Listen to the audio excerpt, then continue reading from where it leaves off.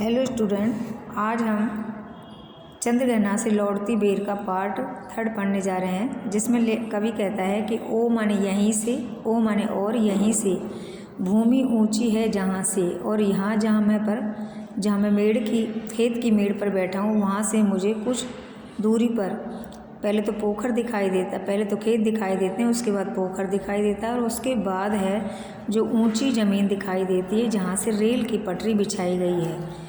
Train का time नहीं है और यहाँ ट्रेन के आने जाने का कोई समय निश्चित नहीं है। मैं यहाँ स्वच्छंद हूँ और मैं भी यहाँ आराम से बैठा हूँ। जाना नहीं, मुझे जाने की कोई जल्दी नहीं है। इसके अलावा चित्रकूट की अनगढ़ चौड़ी, यहाँ से चित्रकूट की अनगढ़ माने बेडौल और चौड़ी कहीं कम ऊंची कहीं ऊंची पहाड़ियाँ दिखाई दे रही हैं, दूर दिशाओं तक फैली हैं, जो दूर दिशाओं तक चली गई हैं बाँझ भूमि पर। और इसी तरह बाँझ जो बंजर भूमि है जहाँ पैदावार नहीं होती है, वहाँ रीवा के कांटेदार जो पेड़ हैं जैसे बबूल आदि के उगाए हैं।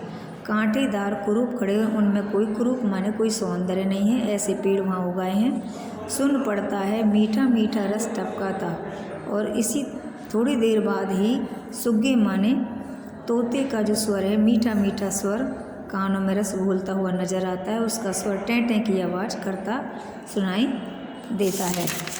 इसके अलावा है कि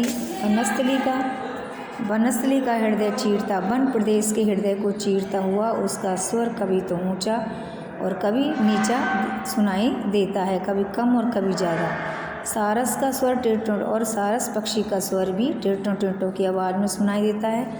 और मन होता है और उस समय लगता है कि मैं भी उड़ जाऊं, दूर गगन में कहीं उड़ जाऊं, पर फैलाए अपने पर माने पंखों को फैलाकर सारस के संग, सारस पक्षी के साथ, जहाँ जुगल जोड़ी रहती है, जहाँ पर जुगल जोड़ी का मतलब है किसान दंपत्ति हरे हरे खेतों में काम करते हैं, मैं भी वहाँ पर जाऊं और सच्ची प्रेम कहानी सुन लूं और उनकी प्रेम कहानी को सुनता रहूं। चुप्पे चुप्पे का मतलब है छुप छुप करके उनकी कहानी को सुनता रहूं। इस तरह से जो कवि है उसने ग्रामीण परिवेश में जो खेत हैं और उनके आसपास का जो क्षेत्र है उसको देख करके उसका मन बड़ा प्रसन्न होता है, और शहरी ज़िंदगी में और ग्रामीण जो वातावरण है उसमें वह अंतर कर पाता है। Thank you.